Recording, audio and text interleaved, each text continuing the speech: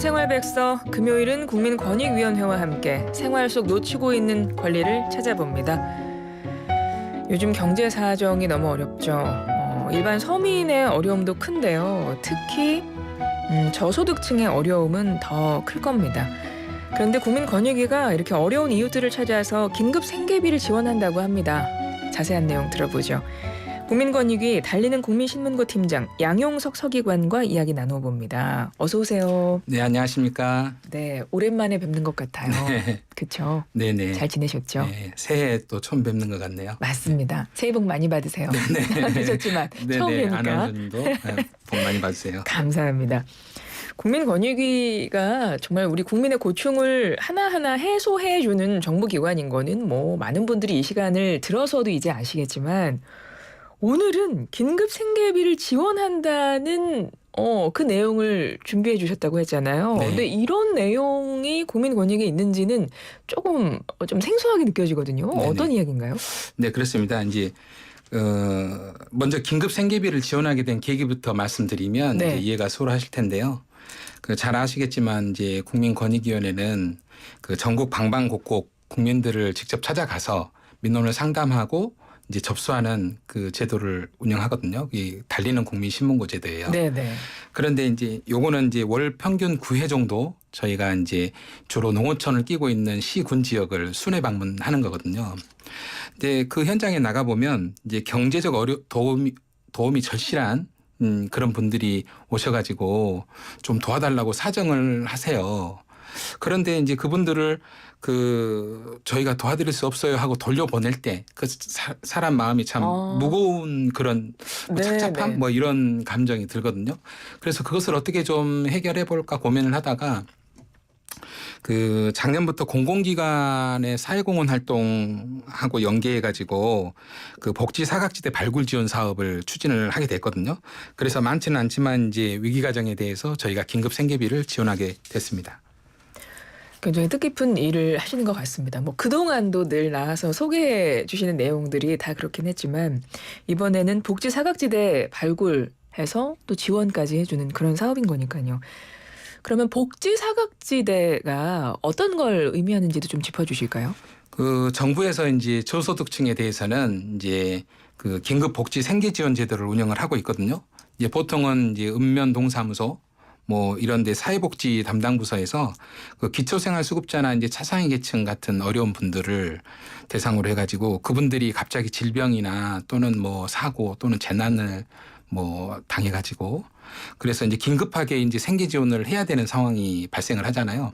그러면은 이제 일정 금액을 이제 3개월 정도 이제 긴급하게 이제 지원을 해주는 제도가 있습니다. 네. 그런데 이제 앞서 말씀드린 것처럼 이제 사정상 그런 긴급 지원 제도를 신청해도 지원 못 받는 사람들이 계세요. 예를 들자면은 이혼 소송을 하는 분들, 이혼 소송 중에 있는 부부인데 이제 남편이 법적으로 이혼이 안 돼 있는 상태잖아요. 근데 남편은 이미 이제 갈라섰거든요. 그래서 생계비를 지원을 안 해요.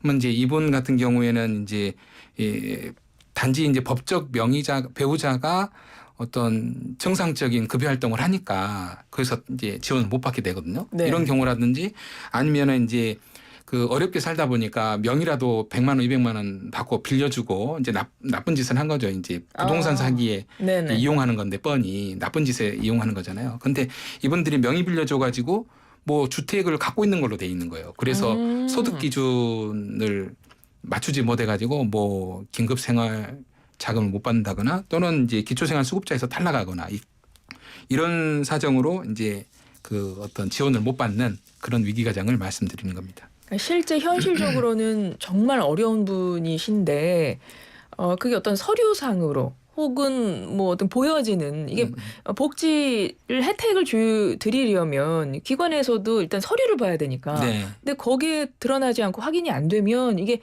사각지대가 되어버리는 거죠. 그렇죠, 도움을 못 받는. 그래서 복지 사각지대가 생기는 건데 그럼 어떤 분들이 여기에 이런 것에 해당하는 분들이 지원을 받으셨을 텐데 네. 좀 몇 가지 사례 좀 소개해 주세요. 기억나는 거는 이제 작년에 저희가 평창군에 있는 진부면을 갔었거든요. 근데 그때 어떤 아주머니가 이제 초등학교 2학년 남자애를 데리고 들어오셨어요. 그래서 저는 처음에 이제 어머니인 줄 알았는데 네. 그 담임 선생님이셨거든요. 그래서 이제 아이 엄마는 이제 오래전에 가초를 했고 막노동으로 이제 막노동하는 아버지가 애를 케어했는데 그 아버지가 뇌출혈로 쓰러진 거예요. 그래서 학생 그 병원비를 좀 지원을 해달라. 그래서 저희가 100만 원 지원을 했었고요. 네. 그다음에 화성시에 거주하던 이제 고등학교 1학년 여학생이 있었거든요. 근데 이제 영구 임대 아파트에 거주하는 기초생활 수급 가정이에요. 근데 아버지가 이제 작년 4월에 돌아가시고 나서 이제 생계가 더 어려워져 가지고 그 할머니 한 분이 계신데 학생이 아르바이트를 해가지고 이제 기초생활 수급 받고 지원 받고 이제 그 학생이 아르바이트 해가지고 그 할머니를 부양을 하는 거예요. 그래서 이제 가족 돌봄 청년인 거죠. 네. 그래서 저희가 이제 버스 카드하고 생필품 100만 원 상당을 지원을 했습니다.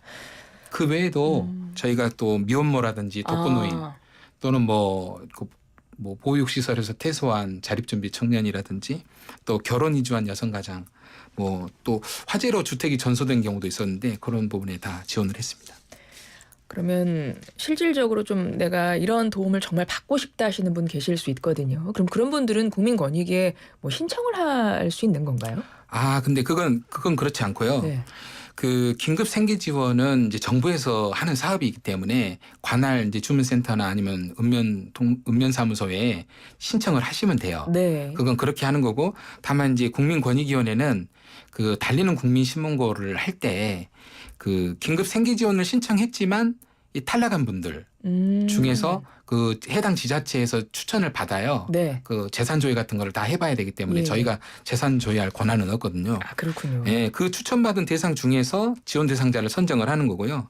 그 작년하고 올해 저희가 이제 10개 공공기관하고 업무 협약을 체결을 했거든요.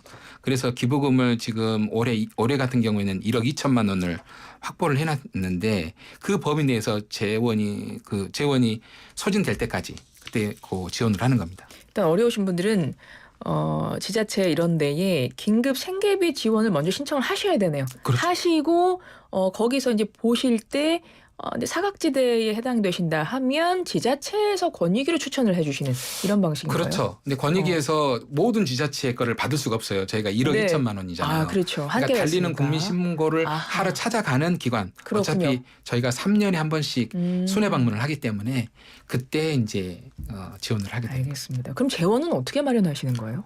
그게 이제 저희가 무슨 공사라고 이름 붙여진 기관들 있잖아요. 네. 그게 이제 우리가 보통 시장형 공기업이라고 하거든요. 자체적으로 이제 사업을 해서 돈을 버는 공기업들이에요. 그래서 이제 그 공기업들은 돈이 좀 있을 거 아니에요. 네. 자체적으로 좀 쓸 수 있는 돈이. 그래서 정부 예산을 지원받아서 쓰는 게 아니니까. 그래서 그 공기업들이 자체 수입 중에 일부를 가지고 기부 활동을 하거나 또는 봉사 활동 이런 거를 하거든요. 네. 그래서 아무래도 이제 돈을 많이 버는 공기업이 그런 기부금도 크고요. 그래서 그 부분에 착안을 해가지고 저희가 이제 작년 4월에 공기업 한 30곳에 전화를 해가지고 이제 담당자들한테 이제 이런 사업 취지를 설명을 하고 또 참여 의사가 있는 분들을 모셔가지고 저희가 이제 사업 설명을 했습니다. 실무 협의를 했고 그런 다음에 내용을 알아보니까 그러면은 사업에는 동의를 하는데 그렇게 하려면은 기부금품 모집법에 따라서 그 기부금을 이제 모집하고 집행할 수 있는 기관이 따로 있어요. 예. 그래서 그 중에 이제 한 곳이 이제 한국사회복지협의회가 있거든요. 네. 제가 거기를 섭외를 해가지고 이 기관들을 모두 모아서 작년 7월에 업무 협약을 했고 올해 또 추가로 2월 달에 또 한 번 했어요. 참여 기관들을 더 늘려가지고. 그렇군요. 네.